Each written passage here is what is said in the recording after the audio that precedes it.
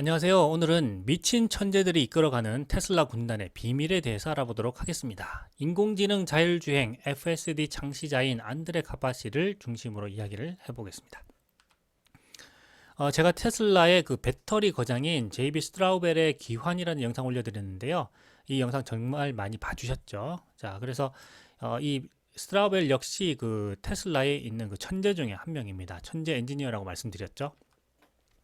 2023년 5월 16일에 테슬라의 주주총회가 있을 예정이니까요. 이 주주총회 꼭 챙겨 보시길 바라고요. 이 주주총회에서 정말 중요한 이벤트가 있다고 말씀드렸죠. 바로 테슬라 이사진 교체에 관한 내용이고 새로운 이사에 스트라우벨이 선임될 예정이다라고 말씀드렸습니다. 이 스트라우벨의 그 과거 사진을 보면은 정말 이제 저도 이 사진 보고 깜짝 놀랐었는데요. 여러분도 이 사진 보고 어떤 생각이 드시는지 궁금합니다. 이 사진 보시게 되면은 여기 지금 손에 들고 있는 게 뭐죠? 이 강력 접착제죠. 그리고 오른쪽에 우리가 일상생활에서 쓰는 조그만 그 리튬 이온 배터리입니다. 이 리튬 이온 배터리를 이 강력 접착제로 하나하나 이제 붙이고 있는 장면입니다. 그래서 이것을 여러 개를 병렬로 이제 붙여서 그 전기 자동차의 배터리로 쓰겠다고 생각해서 이 천재가 이걸 다 하나하나 그 본드로 붙이고 있는 거죠. 저는 이렇게 해서 자동차가 갈까 생각했는데요. 실제로 이렇게 해서 그 포르쉐를 200만 원 주고 사서 개조를 합니다. 전기 자동차로 개조를 하고 여기 이제 배터리로 보시는 것 같이 만들어서 48km를 가는데 이제 성공을 합니다. 그래서 최초의 전기 자동차를 이제 만들었다 이렇게 볼 수가 있는데요. 일론 머스크를 만나기 이전인 거죠.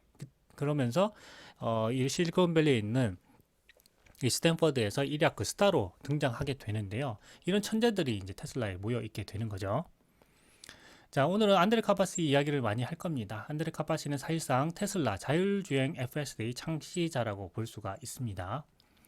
자, 요즘에 정말 이제 핫한데요. 그 챗 GPT가 정말 뜨겁죠. 이 열정이 전 세계를 그 휩쓸고 있는데요.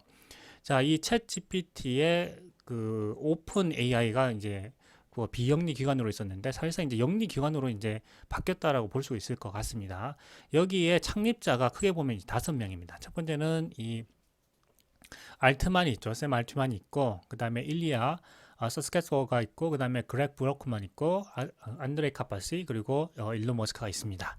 자, 그래서 일론 머스크가 처음에 이 오픈 AI의 그 창립 멤버로 있으면서 이것을 자기가 이제 다 점하려고 했는데, 여기 이제 똑똑한 사람들이 많이 있다 보니까 일론 머스크가 혼자서 이거 다 점하면 안 된다라고 이제 반대를 하면서 일론 머스크가 여러 가지 또 의견이 충돌이 있었죠. 그러면서 나오게 되는데 여기서 가장 잘했던 일이 뭐냐 하면 바로 이 안드레이 카파시를 알아본 거였죠. 그래서 나중에 이렇게 아마 생각했겠죠. 야, 얘 옆에서 보니까 굉장히 똘똘하네.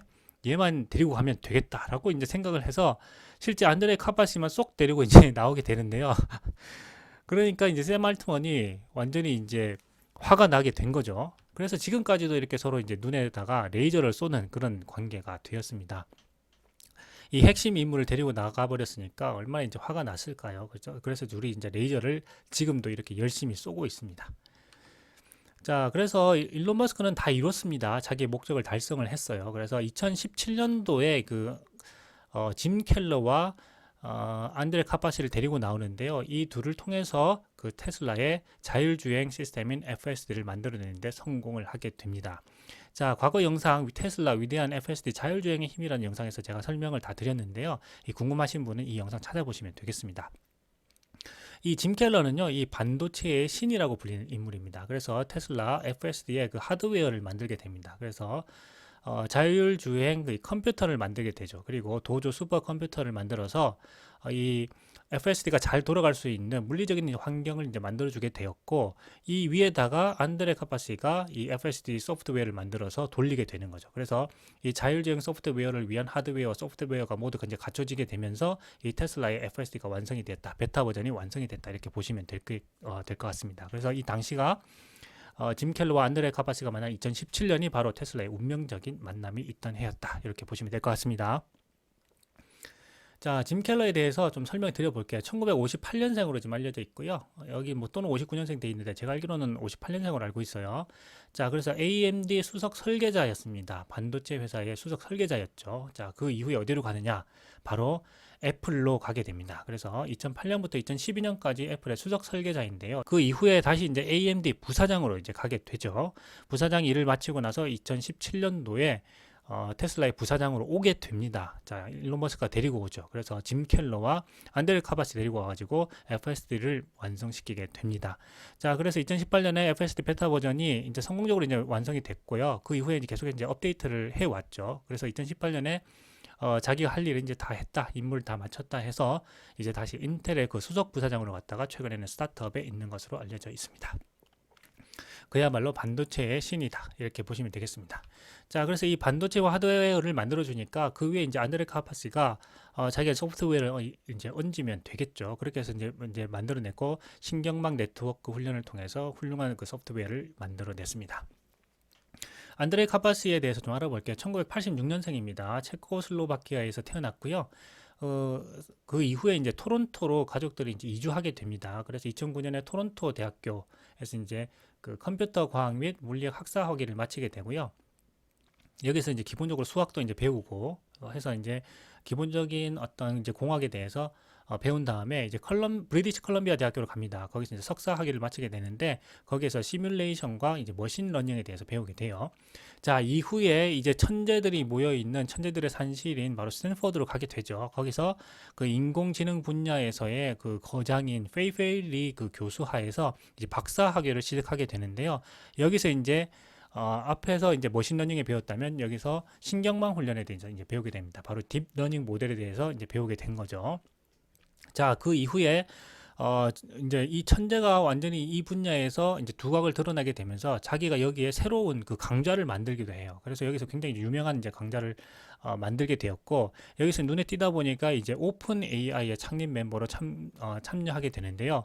일론 머스크가 이것을 보고 이 천재를 데려가야 되겠다라고 생각하는 거죠. 그래서 이 천재를 쏙 빼가지고 이제 가게 되는 겁니다. 그러니까 샘 알트만 볼 때 정말 이제 화가 나게 된 거죠. 그래서 그때부터 두 사람의 이제 사이가 안 좋아지게 되는데요.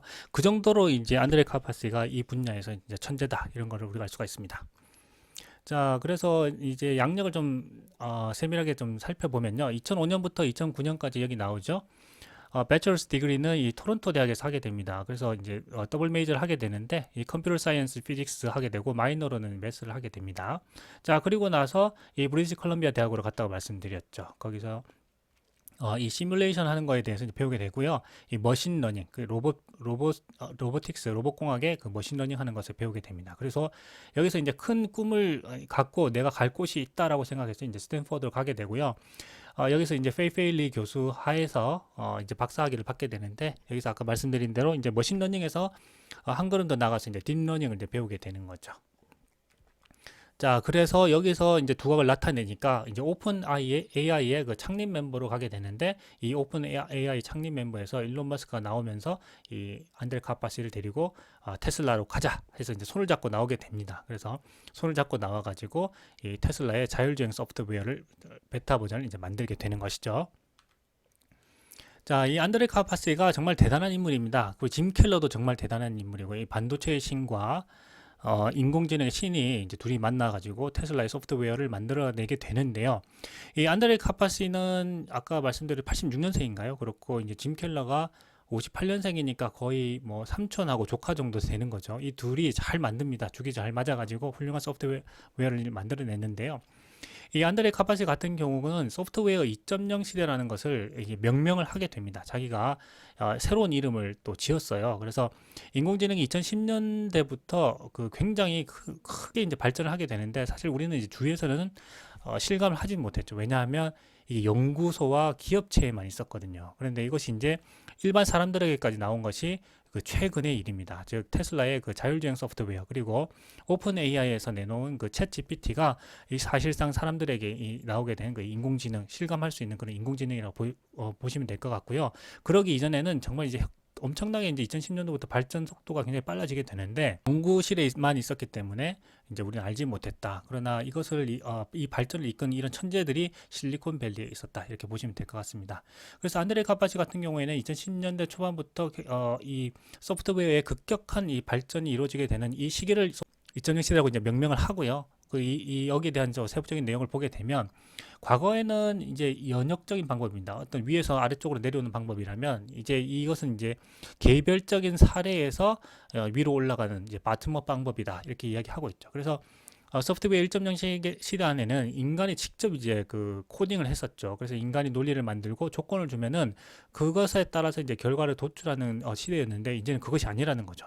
이 데이터의 인공신경만 학습을 통해서 컴퓨터가 스스로 논리를 개발하고 스스로 이제 코딩을 하는 그런 시대가 되게 됩니다. 그래서 이 데이터와 고성능 컴퓨터만 있으면은 할 수 있는 일이 무한하게 이제 확장된다고 하는 식이죠. 그래서 그것을 소프트웨어 2.0이라고 하고, 이 테슬라의 자율주행 시스템, GPT-3, 그다음 네이버의 그 하이클로바 등 AI 언어 모델을 만들어내게 되고, 그렇기 때문에 이 소프트웨어 2.0 시대가 가 이제 발현을 하면서 정말 여기에서 인공지능이 본격적으로 발전하는 시대가 되는데, 그것을 소프트웨어 2.0이라고 안드레 카파시가 이름을 짓게 됩니다.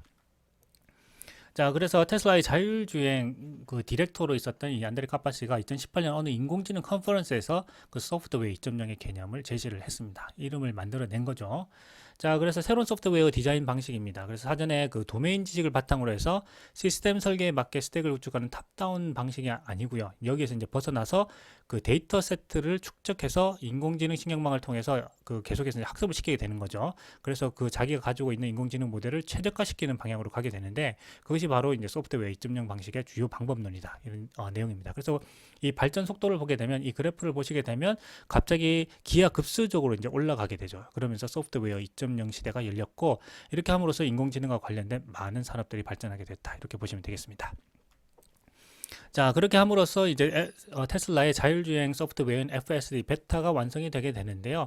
여기는 짐 켈러가 만든 그 반도체를 이용한 슈퍼컴퓨터, 그리고 하드웨어 위에 그 안드레 카파시가 소프트웨어를 만들죠. 그 신경망 훈련을 통해서 이 소프트웨어를 훈련시켜서 아주 그 수준 높은 그 자율주행 시스템을 만들어내게 되는데, 여기다가 엄청 도로를 달리는 엄청난 그 차들로부터 도로주행 데이터를 받아서 이 신경망 훈련을 시키게 되었죠. 그 당시에 작년에 7월경에 약 그 누적 3,500만 마일인데, 지금은 굉장히 많이 축적이 되었죠. 그래서 이런 슈퍼컴퓨터 하드웨어 위에 그 신경망 훈련을 통해서 FSD가 완성이 됐다, 이렇게 보시면 될 것 같고요. 지금 최근에 일론 머스크가 이야기하고는 하루에 이제 100만 마일 이상 그 데이터가 쌓인다고 해요. 그러니까 이 발전 속도가 엄청나게 빨라진다. 그래서 일론 머스크가 직접 이야기하죠. 지금 이제 하루에 이제 100만 마일 이상 데이터가 쌓이기 때문에 이 FSD의 발전 속도가 정말 빨라지고 있다, 이렇게 완성도가 점점 더 높아지고 있다, 이렇게 이야기를 했습니다. 자, 그래서 이 완성된 FSD는 앞으로 이제 모델 2, 그 모델 Y의 컴팩트 버전으로 만들어질 모델 2에 이제 탑재될 예정이고요. 피터 에빌이 그 더 로봇 브레인스라고 하는 이 팟캐스트를 하고 있습니다. 그래서 여기에 이제 출연을 했던 내용에 대해서 좀 살펴보려고 합니다. 이 팟캐스트에서 안드레 카파시 이렇게 이야기합니다. 일론 머스크는 정말 놀라운 사람입니다, 이렇게 이야기하죠. 그러니까 천재가 볼 때도 깜짝 놀랄 정도로 천재라는 거죠. 자기도 천재인데 자기가 봤을 때 진짜 천재 같은 사람이니까 더 놀라운 사람이라는 거죠. 이 일론 머스크가 옆에서 보니까 엄청나게 발달된 직관을 가지고 있다, 이렇게 이야기를 합니다. 그래서 정보가 부족한 상황에서도 올바른 결정을 내린다. 정말 자기가 볼 때 이렇게 놀라운 일들을 해내고 있다, 이렇게 이야기를 해요. 자, 그래서 일론 머스크는 시스템을 가장 본질적인 것을 단순화시켜서 이해하는 능력이 있다, 이렇게 표현을 합니다. 자, 보통은 이제 시스템에서 먼저 문제를 해결하려고 하는데, 일론은 자기만의 방식으로 이 불필요한 부분을 과감하게 제거하고 간단한 시스템으로 만든다는 것이죠. 그러니까 어떤 형식이라든지 기존의 시스템에 얽매이지 않는다라고 지금 이야기를 하고 있습니다. 그러기가 사실 쉽지는 않죠. 자, 그래서 안드레 카바시는 일론 머스크에게서 문제에 접근하는 방식을 배웠다, 이렇게 이야기합니다. 그러니까 천재가 천재에게서 배웠으니까 이 천재가 우러러보는 천재라는 거 이야기하는 거죠. 그래서 일론은 시스템을 추진하는 데 있어 가지고 엄청난 에너지를 주입해서 모멘텀을 만들어낸다. 그리고 이 과정에서 일론과 함께 일하려면은 이러한 압박을 오랫동안 견뎌낼 수 있는 태도가 필요하다, 이렇게 이야기하고 있죠. 그러니까 일론 머스크 주위에서 일하기가 쉽지 않다. 그러나 일론 머스크에서 일한다는 것은 정말 자부심, 테슬라에서 일한다는 것은 정말 자부심 있는 일이고, 자기가 그 분야에 있어서 인정받는다, 이런 어떤 것에 관해서 또 이야기를 하고 있는 거죠. 자, 그러면 이 안드레 카바시가 말하는 일론 머스크의 이 엄청나게 발달된 직관은 과연 무엇일까? 정말 자기가 봐도 놀랐다고 했죠. 이 정보가 부족한데도 올바른 결정을 내리는 것이 바로 이 엄청나게 발달된 직관이라고 표현을 했는데요. 과연 이것은 무엇일까요?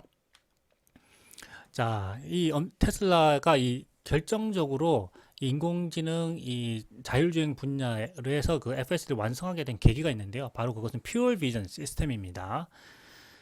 자, 이 퓨어 비전 시스템이 뭐냐고 하면은 이 먼저 이제 자율주행하기 위해서는 사람의 눈과 같은 그 시각화하는 과정이 필요하겠죠. 이 시각 컴퓨터가 사람이 보는 것처럼 이제 봐야 됩니다. 그것을 이제 시각화라고 하는데 거기에 들어간 도구가 이제 세 개가 있죠. 사람의 눈에 해당하는 것이 이제 세 개가 있습니다. 첫 번째는 카메라고요. 두 번째는 그 라이다입니다. 빛을 쏴서 반사되는 것으로 시각화하는 라이다가 있고요. 세 번째는 이제 전자기파를 쏘는 거죠. 전자파를 쏴서 반사되는 것으로 시각화하는 레이더가 있습니다.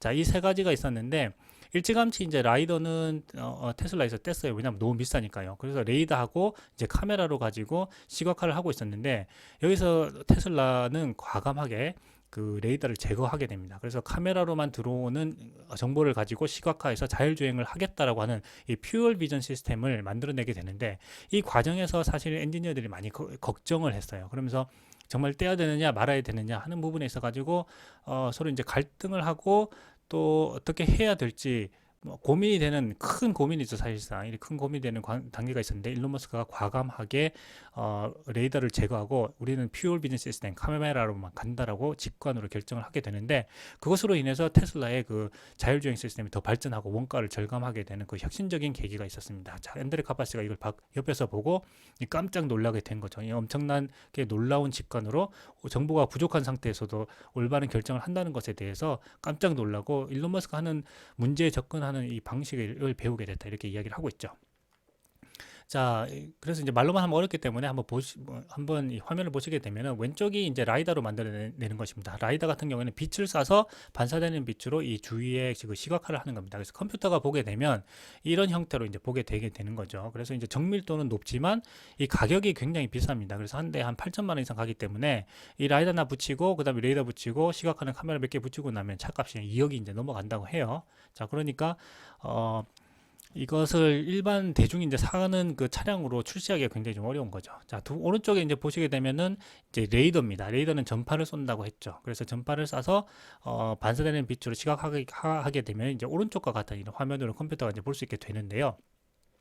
장점은 이제 쌉니다. 가성비는 좋고요. 그런데 이제 하나 단점은 이 전파를 쏴서 이제 반사되기 때문에 그 사이에 이제 노이즈가 끼게 되면은 그 정보가 제대로 된 정보가 오지 않을 수가 있는 그런 또 단점이 또 있습니다. 자, 일론 머스크는 이 두 가지를 떼고 이제 카메라로만 이제 시각화를 해서 자율주행 시스템을 완성하게 되는 거죠. 자, 그래서 테슬라의 그 퓨얼 비전 시스템에 대해서 설명을 한 부분이 있는데요. 이 테슬라가 그 자사 차량에서 레이더를 장착하지 않기로 결정하고 카메라 중심의 퓨얼 비전 시스템을 만들었다 하는 것입니다. 자, 레이더 같은 경우는 전자기파를 송신 후에 물체에 반사되어 돌아오는 정보를 바탕으로 물체를 인식한다. 그래서 그 물체의 유무를 인식하는 데 용이하고 저렴하다 그랬죠. 그래서 가격, 날씨 등의 영향에도 강하다. 장점이 있는데요. 이 테슬라가 그 레이더를 이제 제거한 이유를 이제 설명을 하고 있어요. 첫 번째는 이 레이더를 쏴서 이제 반사되는 걸로 이제 시각하는 이 정보하고 그다음에 카메라로 보는 정보하고 이 두 가지가 정보가 들어오게 되는데 두 가지가 일치해야 되겠죠. 근데 어떤 경우에는 이 레이더에 그 노이즈가 껴가지고 이 두 가지 정보의 그 불일치가 발생해서 이 컴퓨터가 혼란을 일으키는 경우가 있다는 거죠. 자, 그 에러가 발생하게 되는데 이때 카메라를 제거할 수는 없고 레이더를 이제 제거를 한다는 거죠. 레이더를 과감하게 이제 제거를 하는데 이것을 그 결정을 하는 데 있어서 일론 머스크의 그 직관이 작용을 했다라고 하는 겁니다. 자, 그래서 이 두 가지의 불일치할 때 분석을 해보니까 이 카메라로 받은 정보로 시각하는 것이 더 정확하더라. 이런 것을 이제 테슬라가 많은 그 도로주행 데이터로부터 이제 확인하게 된 거죠. 자, 그래서 이 퓨얼 비전 시스템을 통해서 테슬라가 이제 원가도 저렴하면서 또 성능도 높은 자율주행 시스템을 만들어내게 되었다. 이런 것을 이제 설명하고 있고, 자, 이렇게 가능한 것은 뭐냐면 바로 이제 수도 라이다, 의사 라이다라는 그 기술 덕분입니다. 이 카메라로 그 시각하게 되면 카메라로 받은 정보는 기본적으로 2D가 되겠죠. 자, 그런데 이것을 3D로 이제 변환을 해야 되는 겁니다. 거기에 들어가는 기술이 뭐다? 의사 라이다, 수도 라이다라는 기술입니다. 자, 이것은 코넬 대학교 교수님이 수도 라이다라는 기술로 이제 이름을 지었어요. 그래서 이렇게 명명을 했고요. 이 카메라로부터 들어오는 이 2D 이미지에 이 뎁스라는 깊이를 이제 넣어서 3D로 이제 변환하게 되는 이 기술을 바로 이제 수도 라이다 기술이라고 합니다. 이 수도 라이다 기술 덕분에 테슬라는 이 카메라로 이제 들어오는 신호를 3D로 변환해서 충분히 그 라이다가로 그 시각하는 것만큼 높은 그 정확도를 이제 보여주게 되었다는 거죠. 이것이 테슬라의 혁신이다 이렇게 보실 수가 있겠습니다. 자, 그래서 일론 머스크는요, 여기에서 이제 자신감을 가지게 되죠. 그래서 자율주행 소프트웨어인 그 FSD를 구현하는데 현실 세계에서 구현하는데 성공을 했습니다. 자, 그래서 이것을 이제는 그 휴머노이드 로봇에 이제 탑재를 하게 되는데, 앞으로 이 휴머노이드 로봇을 이제 만들어서 거기에 소프트웨어를 얹을 때는 뭐다? 범용 소프트웨어이다. 그러니까 지금 FSD라는 것은 운전에 특화된 특정한 분야의 소프트웨어죠. 자, 그런데 이것을 확대해서 이제 휴머노이드 로봇에 넣게 되면은 이제 범용 AI, 다목적으로 사용할 수 있는 범용 AI로 확대가 된다고 하는 거죠. 그래서 일론 머스크는 이 테슬라의 인공지능 시스템을 이 운전이라고 하는 특정한 분야에서 현실 세계에서 활용해 보고요. 여기서 이제 완성해서 이 기술을 바탕으로 범용으로 발전해 나가는 이 단계로 확대해 나가겠다라고 하고 있고, 그것을 옵티머스라고 불리는 이 자기의 그 휴머노이드 로봇의 소프트웨어로 이제 설치를 하겠다라고 이제 발표를 하게 된 겁니다. 그러니까 이 과정이 처음부터 끝까지 다 연결이 되어 있다, 이렇게 보시면 될 것 같아요. 자, 그런데 지금 최근에 이 챗 GPT를 만든 그 샘 알트먼하고 오픈 AI하고 이제 경쟁 각도를 좀 보여주고 있는데요. 이제 왜 그러냐고 하면, 자, 이런 비판을 많이 했죠. 그냥 그 범용 AI를 그 세상에 내놓을 때는 충분히 그 안전장치가 있어야 된다라고 하는 것이 일론 머스크의 이야기입니다. 자, 앞에서 보신 것처럼 이 특정 분야에서 특정 목적의 FSD, 인공지능 시스템을 운영해서 이 충분히 안전을 확보한 후에 이 범용 AI로 이제 나가게 되는데요. 이러한 방식 없이 바로 이제 세상에 뿌려오게 되는 거죠. 이 챗GPT를 뿌리게 되니까, 챗GPT가 지금 언어 특화 모델이라고 하지만 사실상 이 언어 특화 모델은 굉장히 확장성이 좋습니다. 그래서 범용 인공지능으로 충분히 이제 발전하게 되는데, 사실상 범용 인공지능으로 지금 보고 있는 거죠. 그래서 이 범용 인공지능을 세상에 내놓게 되는데, 이것을 안전장치 없이 이제 내놓는 거에 대해서 굉장히 그 우려를 표하고 있는 것입니다. 자, 그런데 샘 알트먼은 그렇게 생각하지 않죠. 무슨 소리냐? 우리는 충분히 통제할 수 있다. 이렇게 서로 이제 대립각을 이제 보여주고 있는 거죠. 대립각을 보이면서 경쟁 구도도 보이게 돼요. 왜냐하면은, 자, 생각해 보면은 이 지금 테슬라에서 만들고 있는 이 범용 AI라고 하는 것이 이제 휴머노이드 로봇 옵티머스라는 이 하드웨어 위에 이제 장착이 되면서 하나의 완성품이 된 거죠. 자, 그런데 지금 이 샘 알트먼이 이 챗 GPT라고 하는 이 범용 AI를 완성하게 되면은, 이제 누구든 하드웨어만 만들게 되면은 테슬라의 옵티머스와 같은 완성품을 만들 수 있게 되니까 이 둘이 경쟁 관계에 놓이게 되었다. 사실 이렇게 이제 볼 수가 있게 되는 거거든요. 그래서 서로 이제 견제하는 어떤 그런 단계에 지금 와 있다, 이렇게도 볼 수가 있을 것 같습니다. 자, 그래서 제가 이 부분에 관해서 두 가지 영상을 올려드렸는데요. 이 두 영상 꼭 보시기 바랍니다. 이 영상에 그 일론 머스크의 입장과 그 샘 알트먼의 입장이 자세하게 나와 있으니까요. 이 영상을 보시게 되면은 이해를 하실 수가 있을 것 같아요. 그래서 두 사람의 어떤 입장이 어떻게 다른지 좀 살펴보도록 하겠습니다. 자, 그래서 일론 머스크가 그 올해에 그 세계 정상회의에 이제 참석을 하죠. 그래서 이 정상회의에서 인공지능에 관해서 이제 발표한 부분이 있습니다. 그래서 여기 그 아랍에미리트의 그 사회자인데 장관이죠. 그 내각부 장관입니다. 내각부 장관이 이렇게 물어봅니다. 기술적인 측면에서 향후 10년 동안 조금 더 정교하고 간결하게 설명해 줄 수 있을까요? 이렇게 물어보니까 인공지능에 대해서 이야기를 해요. 그래서 가까운 타임프레임으로 보게 되면은 인공지능이 상당히 염려된다, 이렇게 이야기를 합니다. 본질적으로 과거에는 이제 구글에 대해서 염려를 했어요. 구글이 인공지능에 대해서 그 안전장치를 두지 않는 것에 굉장히 이제 염려를 했다는 거죠. 자, 그리고 자기가 이제 오픈 AI라는 오픈 소스로 이제 비영리 기구를 만들었는데, 지금 영리에 가깝다라고 이야기를 하는데, 사실상 지금 그 마이크로소프트가 여기다가 투자금을 늘리고 자사가 운영하는 그 빙이라는 그 검색 엔진에다가 이제 탑재를 하게 됐죠. 자, 그리고 그것을 이제 마이크로소프트 애저라는 그 클라우드 시스템에서 이용할 수 있게 이제 앞으로 시스템을 이용하게 되면은, 그건 이제 말 그대로 이제 영리 시스템으로 이제 바뀌게 되는 거죠. 왜? 투자자가 마이크로소프트니까 그 전적으로 거기에 이제 의존하고 있거든요. 그리고 일론 머스크는 여기에 대해서 이제 비판을 계속해서 해왔고요. 그래서 지금은 자기는 이제 오픈 AI에 어떤 지분도 없다, 이사회도 아니고 컨트롤도 하지 않는다라고 이야기를 하고 있습니다.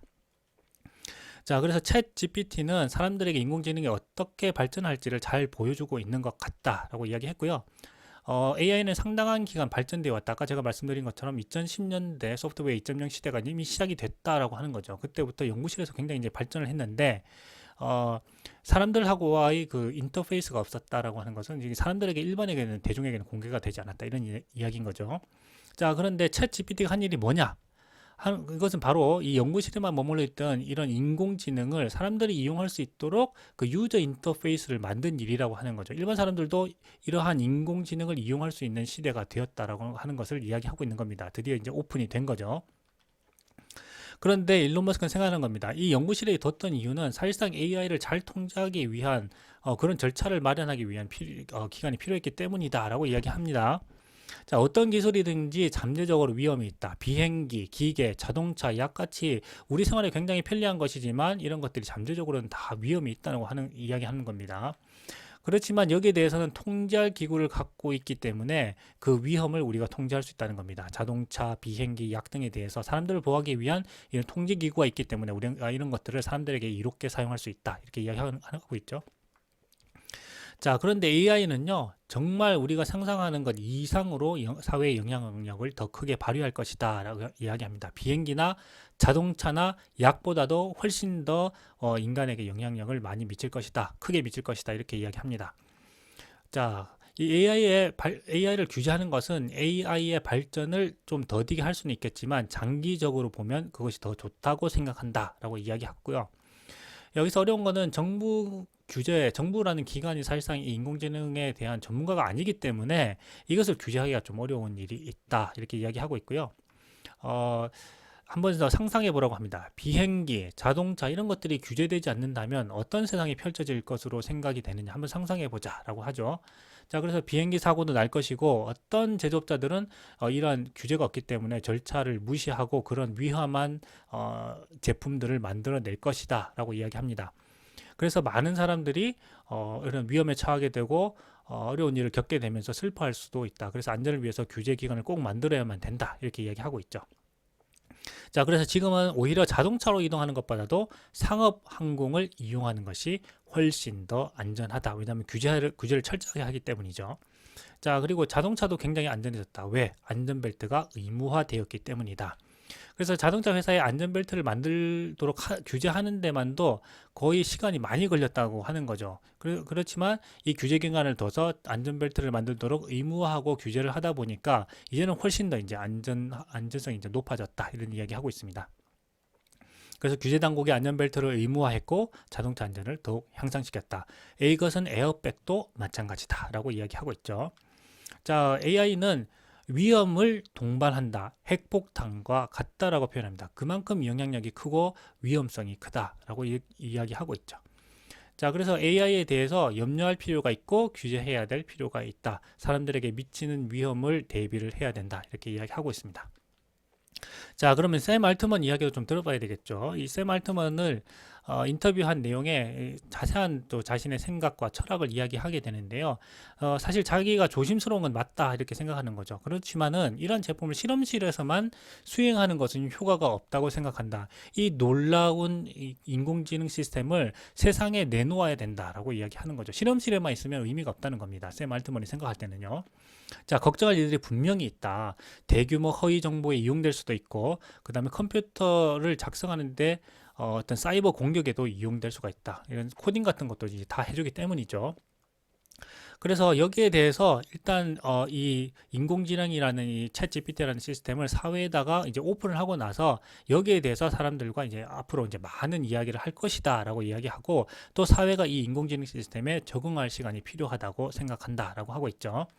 자, 지금 이 시스템들을 밖으로 내보내서 가능한 한 많은 것을 학습시켜서 이제 발전시키는 동시에 어떤 것들이 잘못되면 그런 것들을 또 계속해서 이제 고쳐 나가는 그런 피드백 시스템을 이제 만들어 나가야 된다, 이렇게 이야기합니다. 자, 또한 이 최고 기술 책임자죠, 오픈 AI에. 그래서 모든 잠재적인 영향을 처음부터 다 알 수는 없다, 이렇게 이야기합니다. 자, 그래서 물론 이 시스템이 굉장히 위험한 결과를 초래할 수 있다. 그러나 그런 것들을 우리는 초기에 매우 제한된 방법으로 사용하면서 어떤 부정적인 결과로 이어질 것인지를 우리가 확인할 필요가 있다라고 이야기하는 거죠. 처음부터 모든 걸 다 알 수는 없으니까요. 자, 그래서 GPT-4에게 폭탄 만드는 걸 물어보면은 지금은 거부할 가능성이 높다고 하는 거죠. 왜냐하면 사람들에게 유해한 것을 알려줘서는 안 된다라고 이렇게 제한을 뒀기 때문이죠. 자, 그래서 이제 사용자 적합화 방식으로 이제 모델의 행동을 더 유능하게 만들 수 있기 때문에 앞으로는 각 사람들이 자기에게 맞춰진 맞춤형 AI를 갖게 될 것이다라고 이야기하는데, 이것은 앞으로 이제 상업용 모델이 이런 형태로 나갈 거라는 것을 의미하는 것 같습니다. 자, 왜냐하면은 여기 이제 MS가 엄청난 돈을 이제 투자를 했고, 여기 학습을 시키는데 뭐 서버 비용이라든지 뭐 이런 것들을 계속해서 지금 투입을 하고 있죠. 그러면서 자사의 그 제품 빙에다가 탑재를 하고 이제 앞으로 마이크로소프트 애저를 통해서 수익을 좀 창출하게 내게 될 것인데, 이것을 단순히 모두가 사용하는 일반적인 그런 모드로도 사용할 수 있겠지만, 뭐 법률가에는 법률, 그 다음에 뭐 교육용으로는 교육용으로 해서 더 특화된 인공지능을 사용할 수 있게끔 하겠다는 거죠. 자, 그래서 자기가 그런 목적으로 더 특화된 AI를 사용할 수 있게 될 텐데, 이건 앞으로 보면 어떻게 보면 이제 그 상업용으로 발전하게 되는 그 모델에 대해서 이야기하고 있는 것 같아요. 자, 일반적인 범위에서 대중의 의견을 모으고요. 특정 범위에서 인공지능이 어떤 자신의 신념과 가치를 나타내도록 많은 선택권을 가질 수 있다고 하는 것은, 이것을 다양하게 유형으로 좀 변형시킬 수 있다, 이렇게 이야기를 하고 있는 것 같고요. 자, 좋은 것이 될 수 있는 강력한 것을 만들 때마다 잠재적으로 부정적인 영향도 당연히 있다. 모든 것 사물에는 이면이 있다라고 이야기하고 있고, 큰 해를 끼칠 가능성도 물론 있다. 하지만 이것은 인류가 개발한 최고의 기술이 될 것이다 라고 이야기하고 있죠. 그래서 이 맞춤화된 놀라운 교육자를 주머니 속에 가지고 있는 거하고 똑같다라고 이야기합니다. 그리고 우리는 여기에서 뭐 앞으로 사람들이 많은 것을 배울 수 있도록 돕겠다라고 하고 있죠. 자, 그래서 오늘날 인류는 이 도구를 통해서 새로운 것들을 얻어낼 수 있다. 의학적인 분야에서도 그렇고 교육적인 분야에서도 그렇고, 지금까지 인류가 해결하지 못했던 이런 많은 문제들을 해결할 수 있는 그런 창의적인 도구로 우리가 만들 수 있다, 활용할 수 있다. 이런 것 좋은 것을 왜 사용하지 않느냐라고 이제 샘 알트먼이 이야기하는 거죠. 자, 그래서 사람들이 컴퓨터 코드를 쓰는 것을 돕고, 또 이런 코드를 통해서 새로운 아이디어를 실현시킬 수 있고, 그렇게 해서 우리 삶의 질이 높아질 수 있다, 이렇게 이야기하고 있고요. 생각을 해봐라. 우리가 이제 연구소에서 이 GPT-7을 만든 거죠. 지금 GPT-4가 나왔는데 GPT-7까지 만들어서 이것을 한 번에 그 사회에 던져줬을 때 이 사회가 받을 이 충격에 대해서 한번 생각해봐라. 그것보다는 지금 이것이 완성되진 않았지만 초기에 이 모델을 세상에 공개하고, 여기서 보여주는 어떤 부정적인 영향이 있다면 그것들을 고쳐나가는 것이 맞는 방법이다 라고 이야기하고 있습니다. 그리고 특히 이제 권위주의 정부가 이 인공지능을 이용해서 나쁜 목적으로 사용하는 것에 대해서 많은 걱정을 하고 있다라고 이야기하고 있고요. 이 모델은 또 옳은 경우가 많고, 그죠? 자기가 이제 그것을 학습할 때 그 많은 정보를 가지고 이야기하기 때문에 일반 사람들보다는 옳은 정보를 제공할 가능성이 많지만, 물론 그런 경우도 많지만 잘못된 학습을 통해서 잘못된 결과를 이야기할 수도 있다. 그러나 워낙 이것을 정교하게 이야기하기 때문에 이것을 보는 사람이 이것이 거짓이더라도 사실처럼 이야기하는 이 모델을 통해서 이 거짓된 정보를 접할 수도 있다. 그렇기 때문에 어떻게 해야 된다? 꼭 확인을 해야 된다라고 이야기하는 거죠. 그러니까 이 잘못된 정보도 진실인 정보처럼 할 수 있는 정도로 이 챗GPT가 발전돼 있다는 것을 이야기하는 겁니다.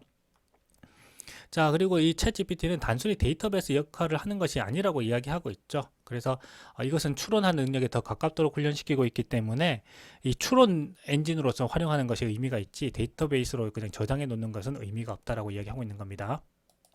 그래서 이 추론 모델을 발전시켜 나가는 것이 중요한 것이, 사실 데이터베이스 역할은 기존에 있던 시스템들이 다 할 수 있는 것들이거든요. 그러니까 그런 역할이 아니라 우리는 이 추론하는 능력, 새로운 것을 만들어내는 이 능력에 중점을 두고 있다. 그것이 이 GPT의 그 주요된 장점이고 목적이다라고 이야기하고 있습니다.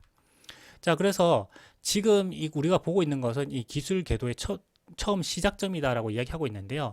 이 기술 궤도를 향해서 나아가려고 노력하고 있다. 우리가 제품을 만드는 방법은 인간을 위한 도구가 되는 것이다. 그래서 우리가 사람들이 일반적으로 새로운 것을 받아들일 때 이 기술 궤도를 보이게 되는데, 이 기술 궤도에 대해서 이제 설명을 해보면, 처음에는 약간 의심스러워 한다는 거죠. 이게 뭐지? 하고 이제 의심스러워 하다가 서로 이제 그런 게 있대, GPT라는 게 있대라고 이제 말하기 시작합니다. 그러면서 약간 두려워하면서 한번 써볼까? 너도 누가 써봤다던데 하면서 사용하기 시작한다는 거죠. 그렇게 사용하면서 인류 역사상 가장 위대한 이 기술 혁명을 사람들이 모두가 이제 받아들이게 되는 바로 그런 기술 혁명이 이루어진다. 그 초입에 있다라고 지금 이야기를 하고 있는 것입니다. 자, 그리고 인간의 요구는 굉장히 무한하다고 하는 거죠. 그러면서 이것을 통해서 우리가 우리에게 더 이로운 사회를 만들어 갈 수가 있다. 지금 상상하기 힘들지만 그런 사회를 만들어 갈 수가 있다. 이렇게 이야기하고 있고요. 그래서 아까 일론 머스크가 말했죠. 핵폭탄을 만들어낼 수도 있다고 하니까 여기 이제 대응하는 거죠. 이제 핵폭탄 만드는 방법은 가르쳐 주지 않는다. 이렇게 이야기합니다. 자, 그렇게 하면서 이제 일론 머스크랑 샘 알트먼이 계속해서 이제 눈에서 레이저를 쏘고 있는 거죠. 서로 이 인공지능 분야에 대해서도 이제 철학과 어떤 이렇게 보면은 의견이 다르기 때문에 여기서 지금 대립하고 있는 그런 상황이라고 보시면 되겠습니다. 자, 그래서 오늘은요, 이 미친 천재들이 이끌어가는 테슬라 군단의 비밀이라고 하는 부분에서 인공지능 자율주행 그 FSD를 만들었던 그 창시자인 그 안드레 카파시가 어떻게 이런 것들을 이제 만들어 왔고 또 일론 머스크를 옆에서 보면서 일론 머스크가 어떤 인물인지 이런 것에 대해서 이야기한 부분에 대해서 알아봤는데요. 또 안드레 카파시가 인공지능의 이 천재다 보니까 또 챗 GPT에 관한 부분도 이야기했습니다. 저 일론 머스크가 있는 이 테슬라 그리고 일론 머스크를 둘러싼 뭐 대립하고 있든 아니면 일론 머스크와 함께 일하고 있던 이 넓은 범위에 엄청나게 또 각 분야에서 많은 그 천재들이 같이 활동을 하고 있습니다. 그러면서 일론 머스크와 직접적으로 또는 간접적으로 서로 이제 커뮤니케이션 하면서 서로가 서로를 또 어떻게 지적하면서 또 발전하고 있는 이런 놀라운 어떤 현장이 실리콘밸리에서 이루어지고 있는 거죠. 자, 그래서 이 미친 천재들이 이끌어가는 이 테슬라 군단의 비밀은 처음에 일론 머스크가 나왔을 때 사람들은 일론 머스크가 모두 사기꾼이고 일론 머스크는 그냥 어쩌다가 이제 실력 없이 그냥 부자가 된 졸부라고 사람들이 다 생각을 하고 미디어다가 그렇게 지적을 하고 비난을 했습니다. 그런데 10년 후가 되니까 사람들은 어떻게 생각을 했죠? 아, 일론 머스크가 그냥 허튼 사람이 아니구나. 자기가 이야기했던 것을 이루는 천재구나라는 것을 알게 된 겁니다. 10년이 지나니까 이제 사람들이 일론 머스크가 천재라는 걸 알게 된 거예요. 자, 그로부터 10년 후가 지난 지금 사람들은 또 어떤 것을 알게 됐나요? 아, 일론 머스크만 천재인 줄 알았더니 일론 머스크 주위에 있는 사람들이 다 천재구나라는 것을 알게 된 겁니다. 그래서 이런 많은 천재들이 이런 테슬라와 스페이스 X, 뉴럴링크, 보링 컴퍼니를 만들어 가고 있구나. 그리고 실리콘밸리에서 이제 그 오픈 AI에서 챗 GPT와 같은 것들도 만들어 가고 있구나라는 것을 알게 된 겁니다. 그 일론 머스크 주위에 있는 이 많은 천재들이 서로 상호작용하면서 인류의 어떤 미래 그리고 기술의 발전을 이루어 가고 있다는 것을 오늘 우리가 이 영상에서 알 수 있을 것 같습니다. 오늘 영상은요, 여기까지 하겠습니다. 감사합니다.